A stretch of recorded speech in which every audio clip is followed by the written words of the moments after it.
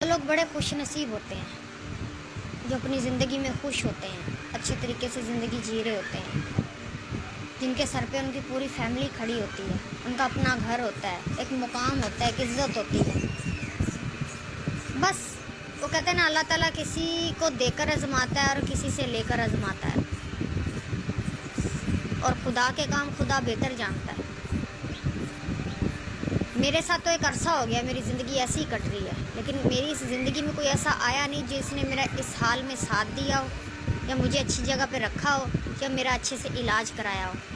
मुझे काफ़ी साल गुजर गए हैं, मैं सिर्फ लोगों से मदद मांगती रहती हूँ, और आज मैंने सोशल मीडिया से मदद मांगी है। देखो इनमें इंसानियत कितनी है। दूसरों के पास बड़ी जल्दी पहुँच जाते हैं, फजूल लोगों को फेमस करके बैठ जाते हो आप। हम जैसों के बारे में भी सोच लिया करो। तो वीडियो देखने के लिए सबसे पहले मेरे चैनल को सब्सक्राइब कर लें और साथ घंटी के निशान को ज़रूर प्रेस कर दें, ताकि मेरी आने वाली रोज़ की न्यू वीडियोस आपको सबसे पहले और बआसानी मिल सके। और वीडियो को लाइक और शेयर लाजमी कर दिया करें, इससे मेरी हौसला अफजाई भी होती है और दूसरे लोग भी इससे फ़ायदा हासिल करते हैं।